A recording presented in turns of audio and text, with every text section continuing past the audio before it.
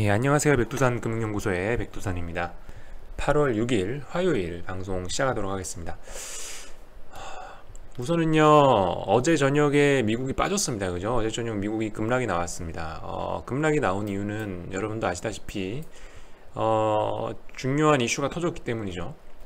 언급을 해야 됩니다. 이건 반드시 이건 오늘 알고 넘어가야 되는 건데, 미국이 오늘 아침에 우리나라 장 시작하기 한두 시간 전에 중국을 환율 조작국으로 지정을 했습니다. 일단 이 이슈가 워낙 중요하기 때문에 여기에 대해서만 일단 먼저 말씀을 드릴게요.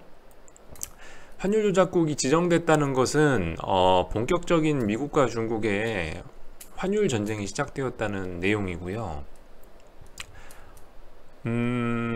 앞으로 어떤 일이 일어날 거냐면은 85년도에 미국의 플라자 합의, 그죠? 일본과 미국의 플라자 합의처럼 될 겁니다. 앞으로는 뭐다?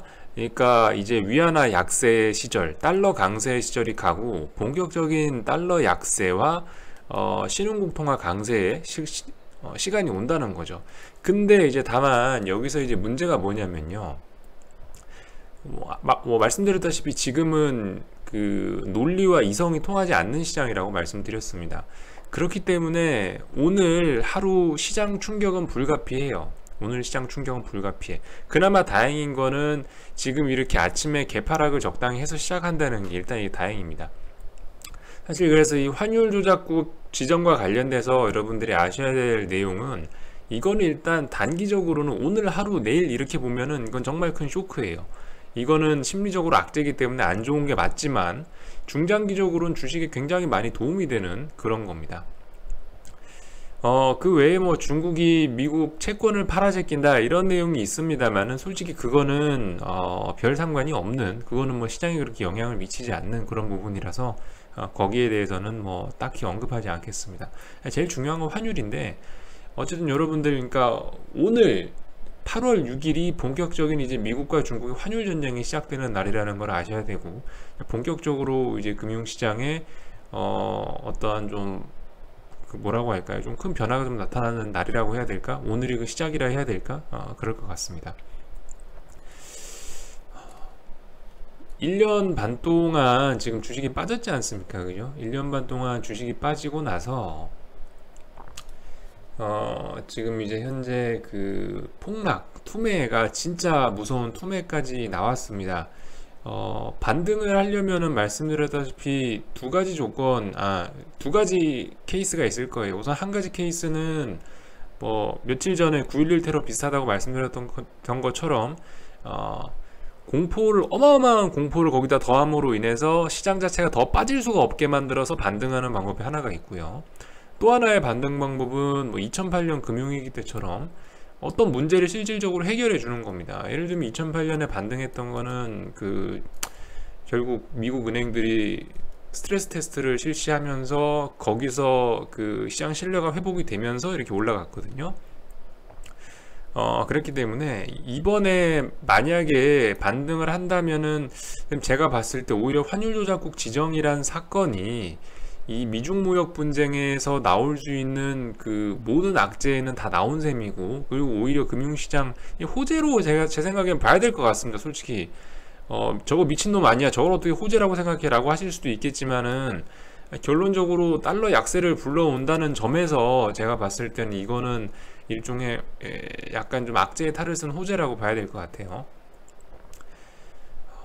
그래서 그 결론적으로 말씀을 드리자면요, 어제 우리나라 코스닥 뭐 사이드카 걸리고 난리 났었죠.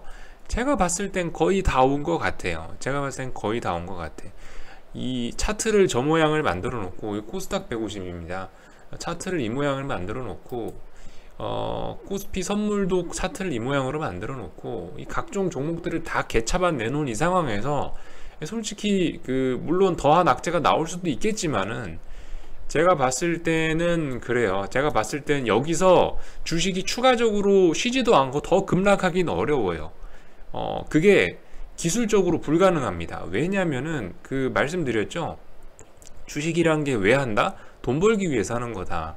지금 주식이 저렇게 많이 빠졌기 때문에 공매도 치거나 선물 매도 치거나 뭐 풋옵션 이런 식으로 해서 주가 하락에 베팅한 세력들은 이미 여러분들 이미 그 어디 뭐 이제 다 이제 정리한다고 난리가 나는 그런 시점입니다. 그래서 솔직히 이런 시점에서 이렇게 이미 많이 빠진 시점에서 추가적으로 그 선물 어떤 하락 배팅을 더 진행하기가 굉장히 어려운 자리이기도 하고요. 미중무역 분쟁과 관련해 사실 끝판왕인 환율 조작국 지정이라는 이슈가 나와버린 상황에서 제가 봤을 때는 일단은 여기쯤에서 끝내지 않을까라는 생각이 듭니다. 여기쯤에서 끝나지 않을까. 그거를 이제 그 제가 얘기하는 거를 지금 뒷받침하는 증거로 보면은 환율이 그렇죠. 환율이 이렇습니다. 뭐가 문제냐면요. 지금 무슨 얘기를 드리려 하는 거냐면은 생각해 보세요. 환율 조작국이 만약 진짜 문제가 되고 진짜 만약에 한국에 금융위기가 온다라고 생각하면은 과연 오늘 환율이 지금 1218원, 물론 아침 9시 지금 9시 20분이니까 모릅니다만은 과연 환율이 1220원대 뭐 저기에 머물러 있을까요? 제가 봤을 때 만약에 진짜 금융위기가 나고 그럴 거라면은 오늘 환율이 이미 저렇지 않습니다. 오늘 환율이 한 번 더 20원 정도, 뭐 10원, 20원 이상 급등하고 있을 거예요. 장대 양봉이 여기서 하나가 더 나왔다는 얘기죠, 환율이. 근데 지금 보시면 오늘 아침에 제가 봤을 때 그 하락 세력들의 힘이 많이 빠진 것 같아요. 어제 너무 과도하게 주식이 많이 빠지기도 해서 더 이상 빠지기 어려워서 올라오는 것도 있고, 거기다 추가해서 환율도 보세요. 환율도 이거 굉장히 좀 더 이상 못 올라가죠. 환율 고점 나왔을 가능성이 있고 주식 저점 나왔을 가능성이 있다는 겁니다. 오늘 아침에 솔직히 신라젠 굉장히 많이 보고 있었어요. 왜냐면 시장 반등을 좀 시장 분위기를 어떻게 하면 잘 볼 수 있을까라는 생각이 들어서 이거를 봤습니다. 신라젠을 왜 봤냐면요, 신라젠 같은 경우가 사실상 그 우리나라 주식시장에서 가장 약한 주식 아닙니까? 그죠? 우리나라 주식시장에서 현재 가장 강한 게 삼성전자 하이닉스고 가장 약한 게 제약바이오 쪽, 특히 코스닥 제약바이오 쪽에 악재가 있는 종목이라 생각하는데, 사실상 신라젠이라는 종목이 시가총액도 크고 하기 때문에 어떤 시장 분위기나 지수 자체를 끌어내리는 데는 얘가 가장 1등 공신이라 생각합니다. 그래서 신라젠을 오늘 아침 보고 있었는데, 사실 오늘은 제가 봤을 때 오늘은 무조건 반등 시도할 것 같다는 생각이 좀 들었거든요. 왜냐면 아침에 거래량 보세요.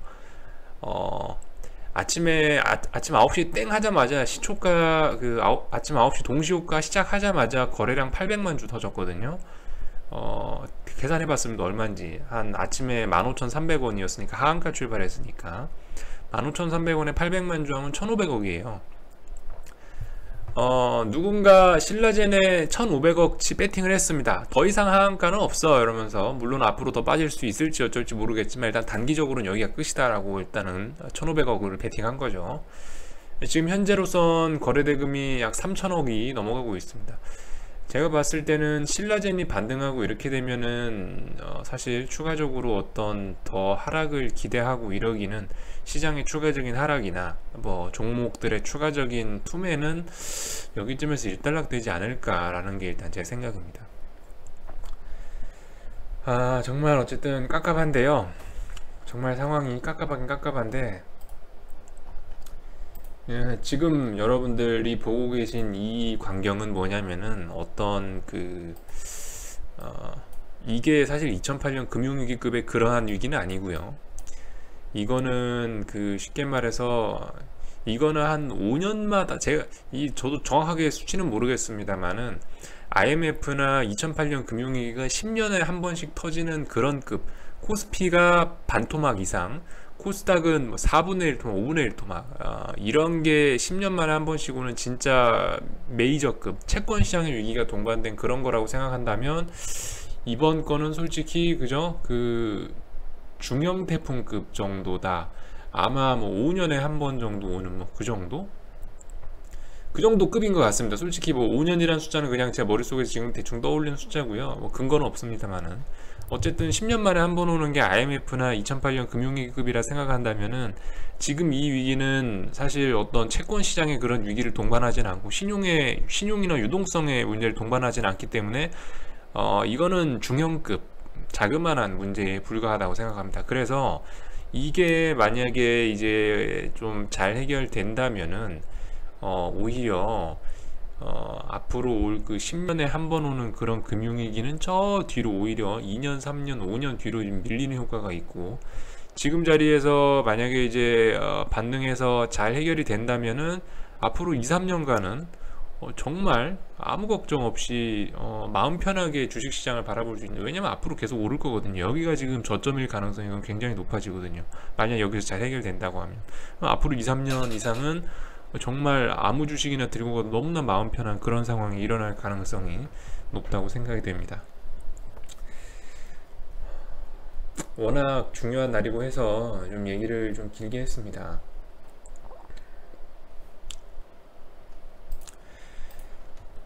달러 인덱스 차트는 한번 보여드리고 마치도록 할게요. 야, 진짜 무슨 컴퓨터 그래픽 같아요. 이 무슨 분봉 같습니다. 근데 이게 일봉이라는 게 사실 믿겨지지가 않고요. 그죠? 이게 어제 위안화 환율입니다. 7.04, 7이 넘었죠. 예. 그런데도 뭐다? 보세요. 달러는 뭐다? 지금 달러는 장대 음봉, 언제부터? 98부터 해서 97까지 장대 음봉 3연 지금 3방 맞았죠.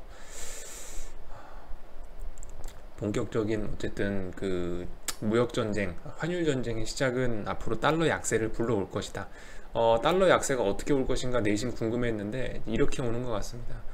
역시 트럼프답게 한 방에 화끈하게 추세를 뒤집어 버리는 그런 스타일로 달러 약세가 올 것 같습니다.